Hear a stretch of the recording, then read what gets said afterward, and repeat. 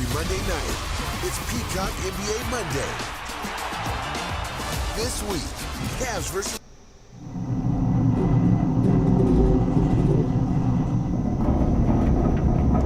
It was 2:46 p.m. when the ground began to shake. Knock it off!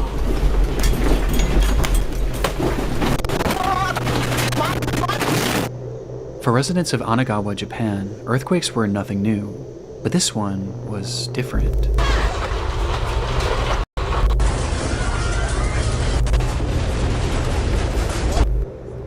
It carried with it a violence that none of the locals had ever felt before, and by the time the shaking had stopped, everyone in the city seemed to be left in a momentary state of shock. This was especially true for the nearly 160 Chinese workers and students that had recently moved to the area, with most having never experienced any earthquake, let alone one of this magnitude. Of these workers were a tight-knit group of 20 women, who had recently been hired as trainees at a company called Sato Susan, a company that sold fresh seafood. And having been at work at the time of the quake, they frantically ran out of the building and stood in the street desperately trying to figure out what to do next, unaware of the fact that the real horrors were still yet to come. In Japan, it's not just the earthquakes you have to worry about, but the tsunamis that often follow, and usually the bigger the earthquake, the bigger the wave. And given that Anagawa was right on the sea and Sato Susan was directly on the shoreline, these women were now standing directly in the path of an impending disaster. Thankfully, their boss, Mitsuro Sato, was well aware of what was to come, and quickly he yelled to the women to seek higher ground. But given their unfamiliarity with the area, Sato knew that he would have to be the one to lead them there. The group readily listened, and they quickly followed Sato as he led them up a set of stairs on a nearby hill, where they eventually reached a shrine that overlooked Anagawa and the sea. It was the highest point in the area, and should keep them safe from what would likely be a massive influx of water. And sure enough, as they neared the top, Sato's fears were already coming true. As the sea had drastically retreated, it was now beginning to push forward, and things were only going to get worse from here. But despite understanding this, it wasn't a deterrent for Sato, as once he deemed the altitude safe enough for this group of women, he then turned around and began to walk back down the hill towards the slowly flooding city. The girls yelled at him asking where he was going, which is when he revealed that down below in his home in Anagawa were his wife and his daughter, who were now directly in the path of this unfolding disaster, and he was going to save them. The girls screamed out to him, begging him not to go, as things had already become incredibly dangerous, but he didn't so much as turn his head as he stepped down onto the street and disappeared from their view. And it was at this time that one of those girls standing high atop the hill began to record.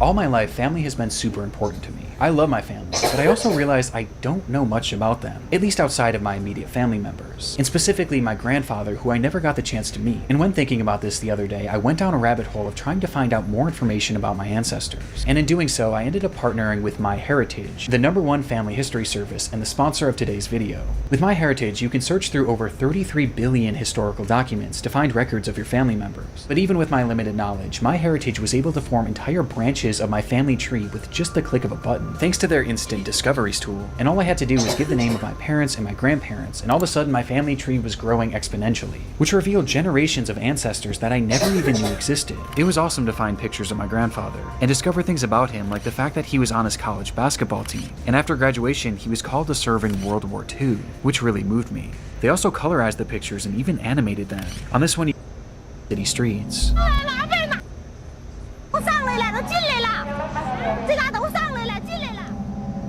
The footage shows that the shoreline was no more, as the water had inundated the entire area as it slowly crept its way deeper and deeper into the city streets.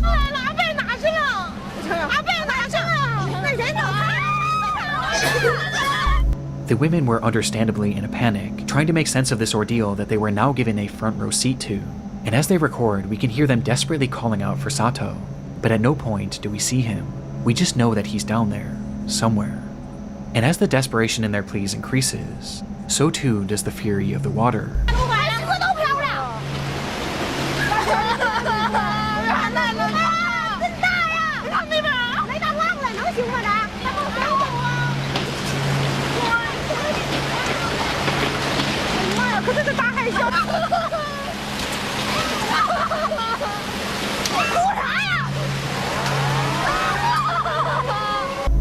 They could only watch as Anagawa as they knew it was completely eviscerated.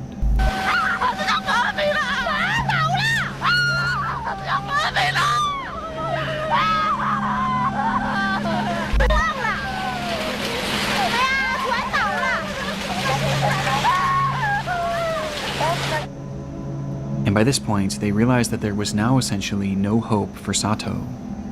It was at this time that the women realized that despite already being at a considerable height, it still might not be enough, and so they ran even higher up the hill, desperately trying to get out of the path of this water.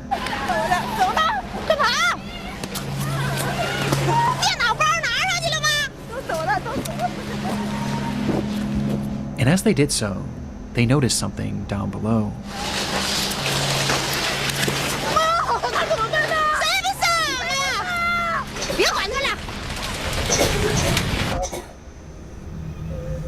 Standing on a rooftop in the middle of this massive tsunami was Mitsuro Sato. The building that he stood on was once a full 2 stories off the ground, but was now just a few inches above the surface of the water.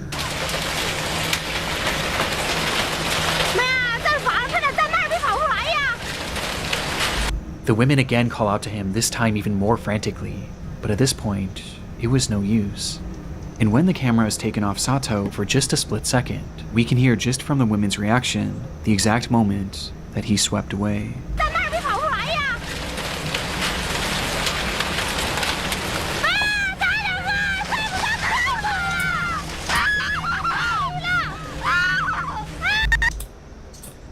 The recording stops shortly after and restarts minutes later, revealing that the streets where the women had been standing just moments before were now fully underwater, and the buildings that once stood around them were now reduced to nothingness.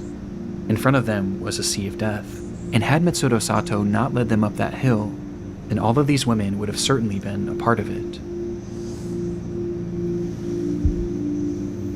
The date was March 11th, 2011, a day where Japan had been hit by its most devastating earthquake ever, with it ringing in at a magnitude 9.0, which in turn caused the nation's worst ever tsunami, as that day, 19,759 people would lose their lives, with Mitsuro Sato being one of them. But against all odds, his wife and daughter were not part of that death toll, as it's been reported that they were later found alive and unharmed. The devastation that occurred that day is incomprehensible, and all the footage of this disaster could warrant a place in this video, especially the footage of Anagawa, as you can see what it looked like before, during, and after.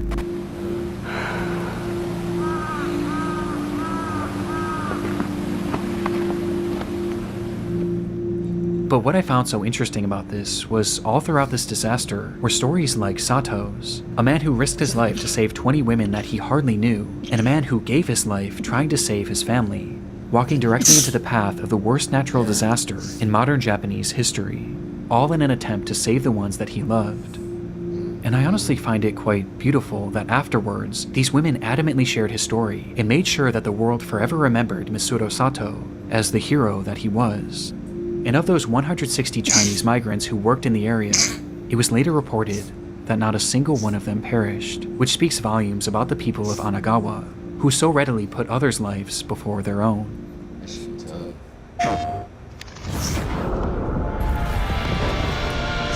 trying to fix my mind?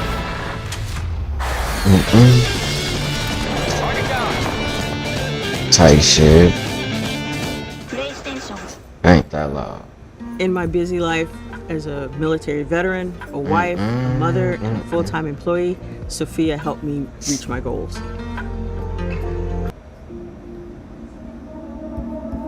Fire marshal is investigating a blaze in Georgetown. 2 people found dead inside the home, and so far it's not known how the fire started. It was just past 5:30 a.m. on the 17th of February 2021 when residents of a small neighborhood in Georgetown, Ontario were awoken by the sound of sirens blaring. One man frantically grabbed his cell phone and rushed outside to record the unfolding scene, where he was met with a horrific sight. His neighbor's home was fully engulfed in flames. It must have happened quickly, as by the time rescue workers even arrived on the scene, there was already little hope of saving the house or any of its occupants. It would take hours before that blaze was finally quelled, revealing the charred devastation inside, as firefighters would find the remains of 56-year-old Christina Rerak and 59-year-old Andrew Rerak within the home's garage. The cause of this fire was initially unknown, but quickly the situation was deemed suspicious when experts determined that the fire had started as a result of some sort of explosion that had happened within the garage where the couple's bodies were found. This was later confirmed by security footage obtained from a neighbor who lived across the street, capturing the moments when it suddenly ignited around 5:27 a.m. There was clearly something off with this case, and things only became more sinister following the autopsies of Andrew and Christina, which revealed that they hadn't actually died in that fire, and instead, both of them had been stabbed to death, with Andrew also being badly beaten. This fire wasn't started to kill them, it was started to cover up their murder. And it did a good job of it too, as the scene was now left completely destroyed, with very little evidence being left behind. But there was something else investigators thought to check. That's security footage. The camera had been facing the garage where all of this carnage seemed to have happened, and so they thought maybe if they looked back far enough, it could at the very least show what had led up to this brutal attack. And so they rewound that footage, going back hours and hours, during all of which the garage had remained perfectly still, until they got all the way back to 6:42 of the day prior, February 16th.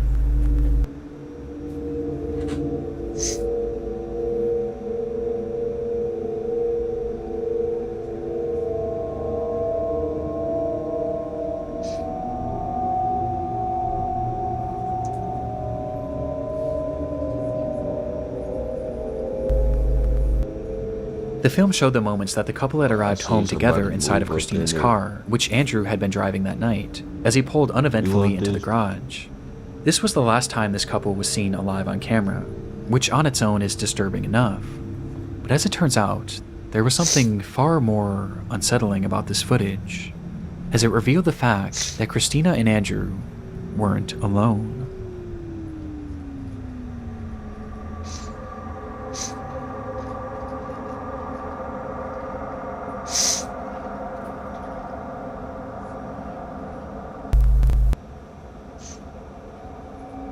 Yeah.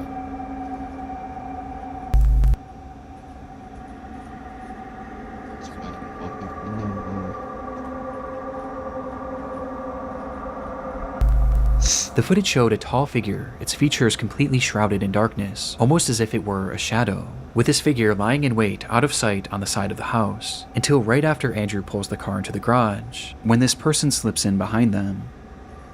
It's impossible to say for sure if the couple noticed this person or not, but it appears that they likely didn't, as they both start to exit the vehicle, to which the figure then ducks down in an attempt to avoid detection.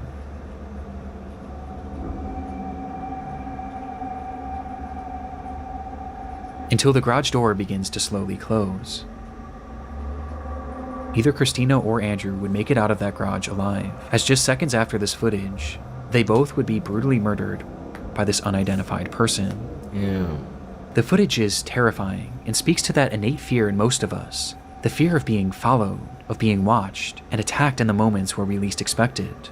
It's paranoia-inducing, and made even more off-putting by the fact that this clearly seemed to be premeditated.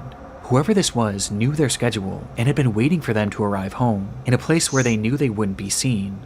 But by this point, their motivation was as unknown as their identity. Following the discovery of this footage, bits and pieces were released to the press in order to get the public's help in identifying this unknown assailant. It represented a rare instance of a killer being clearly caught on camera right before committing a crime, but that's also what made this case so frustrating, as despite the video capturing this person, none of their features were discernible at all. Unsurprisingly, the footage didn't bring in any relevant leads, but it at the very least showed investigators that whoever this person was knew the couple, due to its obvious premeditation. Though when looking into both Andrew and Christina, it was clear that neither of them really had any enemies in their life, with the exception of one. Harrison Brown was a 27-year-old employee at a company called Rogue Transportations, of which Christina happened to be the vice president of operations, and during his time there, Harrison was known to be abrasive and combative, with Christina often having to be the one to reprimand him, leading to Harrison resenting her. It isn't clear how police were tipped off about this strained working relationship, but they had somehow grown suspicious enough of Harrison to pay his home a visit, and what they found inside showed that this resentment he had towards Christina had actually morphed into a twisted obsession. Inside, police found satellite images of the Rear-X home, along with the software on the man's computer and cell phone that showed that on the 12th of February, he had secretly attached a tracking device to Christina's car, and he had been tracking her movements for days, which is precisely how he knew when she would be arriving home. And as if this revelation wasn't damning enough, they would also find a broken knife in his garage that contained trace amounts of Christina's blood.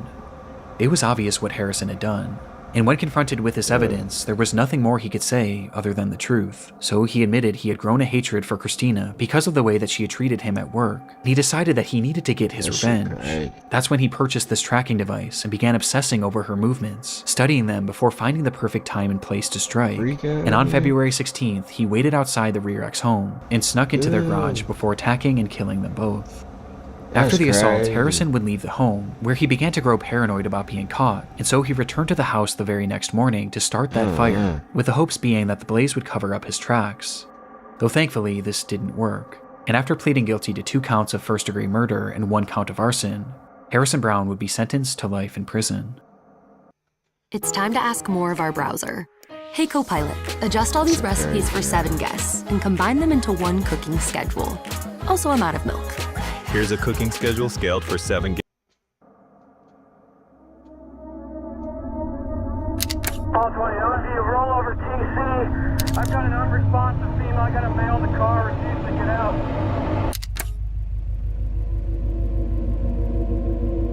It's the eve of Thanksgiving, 2015. Police officer Patrick Feaster sits in his cruiser parked alongside the road in the town of Paradise, California, waiting for his first action of this uncharacteristically quiet night. His car was facing the direction of a well-known local cantina, which patrons were known to drive away from under the influence. And sure enough, as the clock approached midnight, the calmness around Feaster would be shattered by the sight of a car speeding out of the restaurant's parking lot.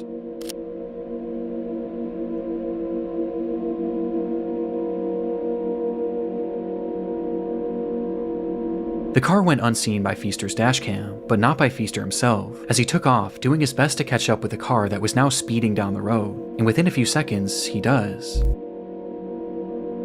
As the car slowly comes into frame for the first time, inside that vehicle was 26-year-old Andrew Thomas and his ex-wife, 23-year-old Darian Aaron. Andrew had been drinking heavily that night and was well over the legal limit, with his driving showing as much as he failed to pull over once Feaster approached him, resulting in a police chase that would only end up lasting just a few seconds.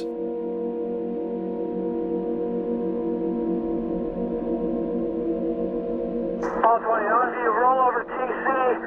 Pearson, just east of Black Olive.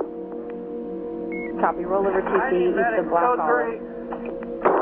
As Andrew would drive his car directly into a median, causing the SUV to flip over violently before coming to a halt on its side. In that instant, Darian was ejected from the vehicle, being thrown straight through the windshield and landing onto the asphalt, where despite still being alive, her injuries were likely unsurvivable. But Andrew, on the other hand, was still inside the vehicle, and he seemed to have been left relatively unharmed. As perhaps being boosted by adrenaline, he quickly tried to crawl his way out of the car in a desperate attempt to check on Darian, with Officer Feaster's dashcam capturing the entire ordeal. Though just as Andrew attempted to do so, we see Feaster step into the frame, where he suddenly draws his gun and without saying a single word, fires 2 shots at Andrew, with one of the bullets appearing to strike him, causing his body to go limp as he falls back into the car. It happened in a literal instant, so fast that it's clear Feaster had most likely accidentally discharged his weapon, as there was no attempt at communication before the shot was fired, with Andrew clearly posing no risk to him, as both of his hands were being used to hoist himself up. From the footage, this all seems to be a horrible accident, and one that Feaster seemed to recognize right away, as he rushed up to the car, pointing his flashlight at the man that he had just shot, staring at him for over 10 seconds, trying to make sense of what he had just done, before he finally snaps out of it and uses his radio to call for backup. Though this is when this already dark video starts to become much more disturbing. Ow. I've got an unresponsive female. I got a male in the car, refusing to get out. When Feaster makes this call, he never mentions the shooting, and instead he states that the driver was refusing to get out of the vehicle. This is then followed by Feaster walking away from the man and pointing his flashlight to the ground, almost as if he was looking for something. Copy. Give your cross on Black Olive. Pearson. Copy. Black Olive and Pearson. With some theorizing that he was looking for his shell casings. Though right then, another officer arrives on the scene and begins to survey the wreckage. Just her? No, there's a man in the car refusing to get out. Where, again, Feaster says that Andrew was refusing to get out of the car, making no mention of the fact that he had just shot him. It's clear at this point what Feaster was trying to do. He was trying to cover up his accident, but this suddenly became more difficult when Andrew started to speak. Okay, we got one. He's refusing to get out. Get out of the car, sir. You're not shot, sir. Get out of the car. Andrew Thomas was still alive and had muttered to Feaster that he had been shot, but even to his face, Feaster denies it. Shortly after, Andrew then tries to tell the other cop what had happened. Sir, you need to come out of the car. This car is still on, and I don't want you to get hurt. What do you mean you got shot? Yeah, I was right there. I saw it. Did you get shot at the cantina? Who shot you? The cop did not shoot you. But understandably, this other cop wasn't believing him, as surely Feaster would have said something at this point. And so, the minutes start to pass. And after 5 full minutes, Feaster continues processing the scene like nothing had happened, with the other officer being left to theorize that Andrew must have been seriously injured and was likely in a state of shock, which is why he was making all of these strange claims about being shot. He may be hurt in there. Yeah, I know he is. He's in shock at the very least. From here, the footage cuts, and we're only left with the audio from that same officer's body cam, as he attempts to get more information from Andrew. Sir, I need you to talk to me so I know you're okay. Sir, take a look at me. Did you bump your head? But by this point, he had gone completely silent.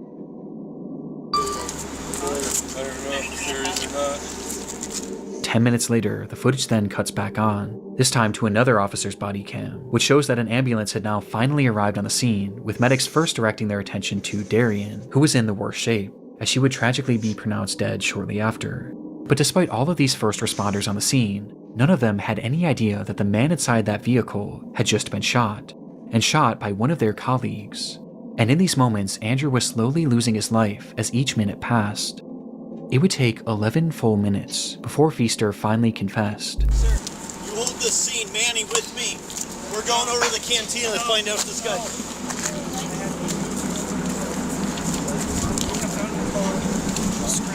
Take a shot at him. I wasn't even pointing at him. Saying that he might have shot the man, but he wasn't sure. And immediately after saying this, Oh my God, are you serious? No, the recording is stopped, and the footage comes to an end. Sure enough, in that moment, Officer Patrick Feaster had in fact shot Andrew Thomas, with a bullet striking him directly in the neck. And the reason why he wasn't getting out of his vehicle was because that gunshot had left him fully paralyzed from the neck down. His condition was awful, and made worse by the length of time that it took for him to receive proper treatment. And despite fighting for weeks, Andrew Thomas would lose his life less than 1 month later, due to that gunshot wound. Afterwards, Feaster admitted that he did fire his gun, but claimed that in the moment he wasn't actually sure if he had hit Andrew, but many found this hard to believe, as his gun clearly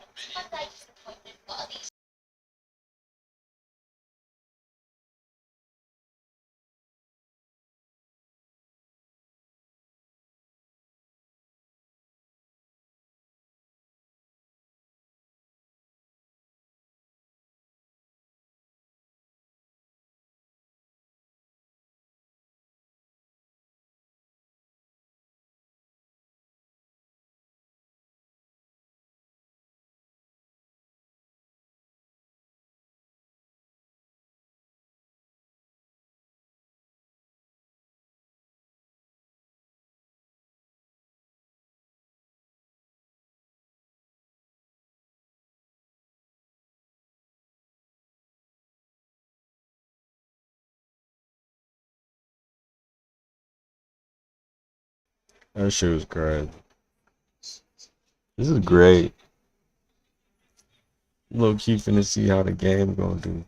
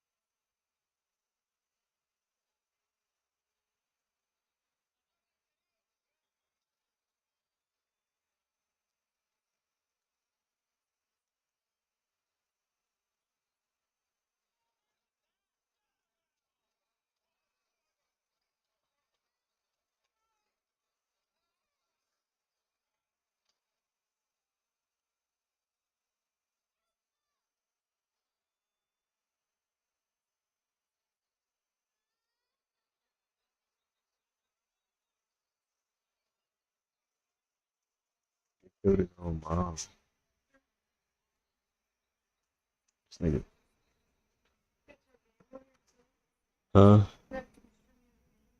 Huh? No, I'm fit to. When it's done with, try to.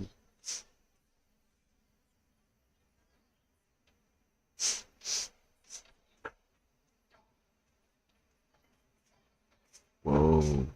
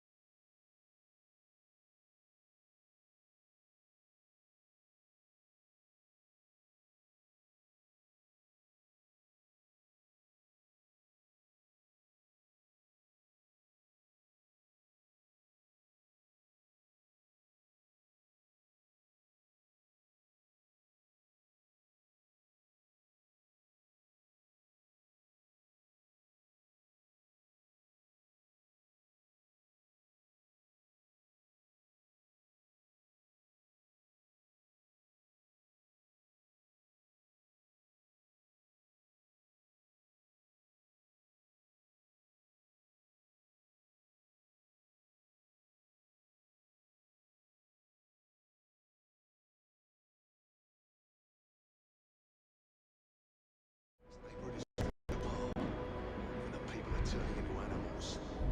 The beasts of the Queen's menagerie are always amazing, it's not.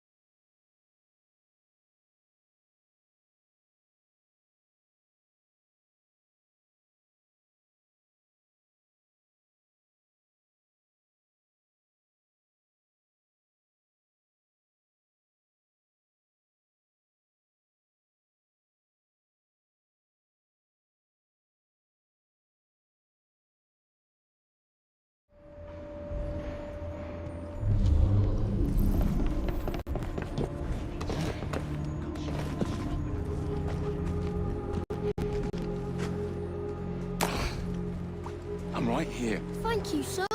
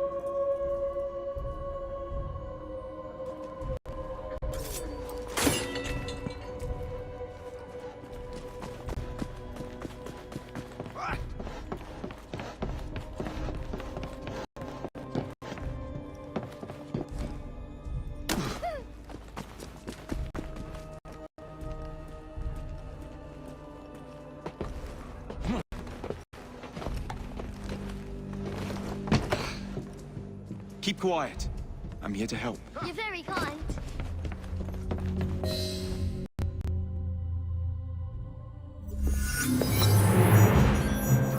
Yeah.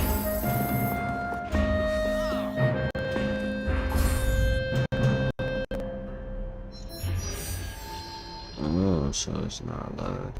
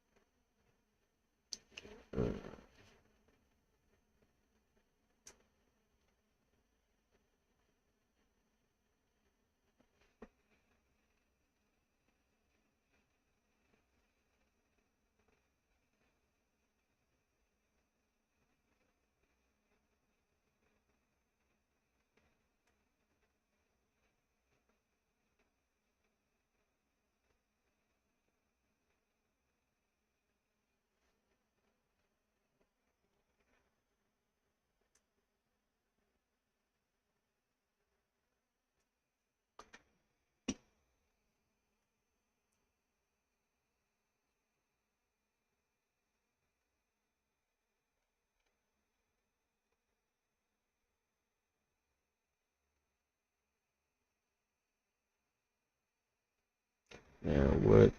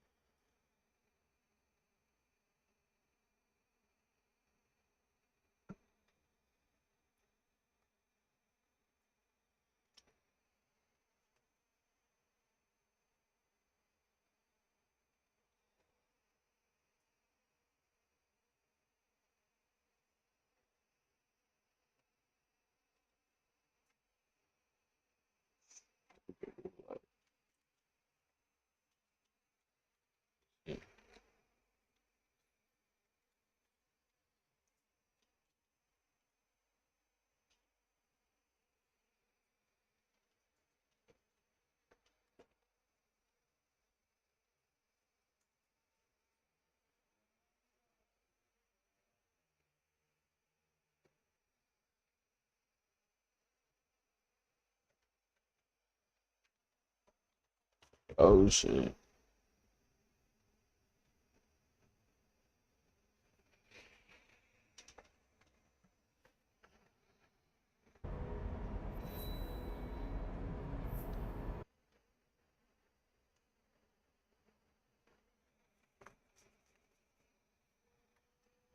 What the fuck?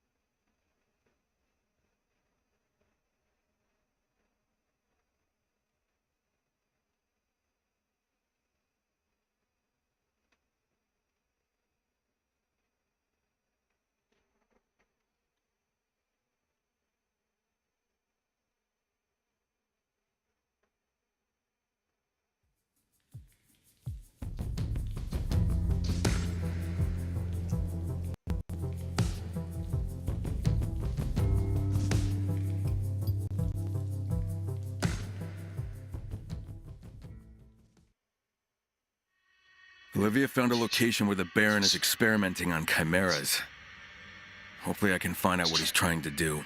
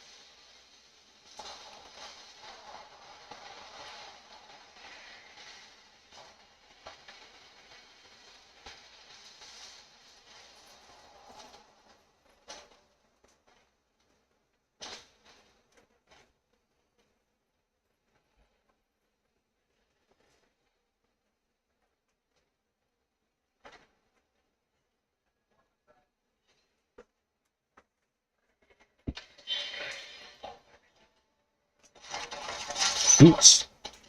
Oh shit. Oh shit. Why?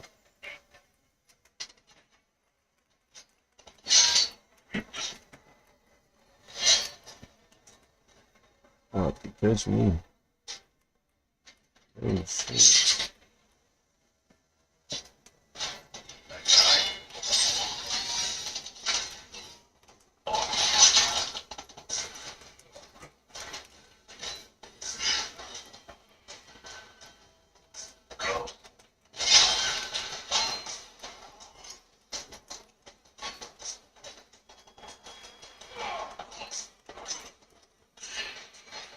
Alright.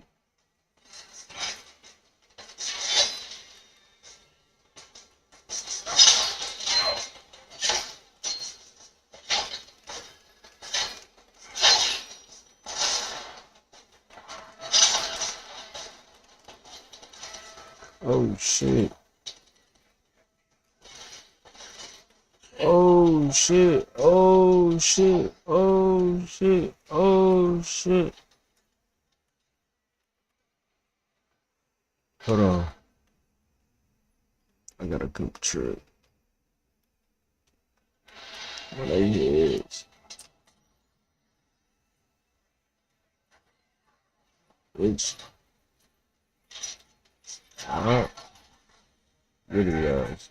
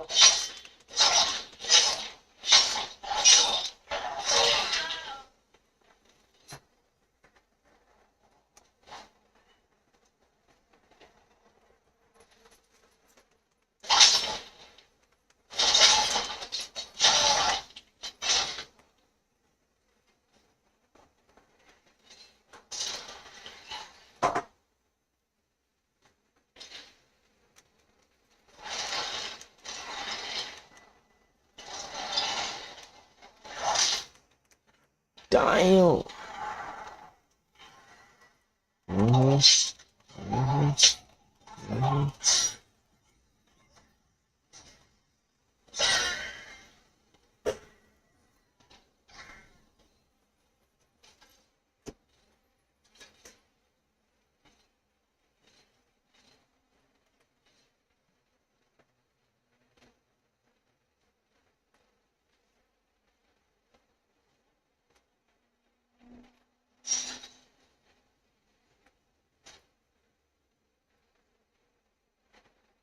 Locked. Not getting it that way.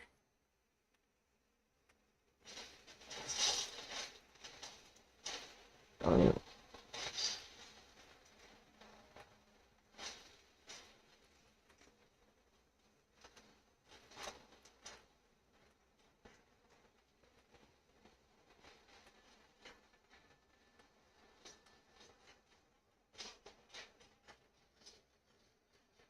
That's it.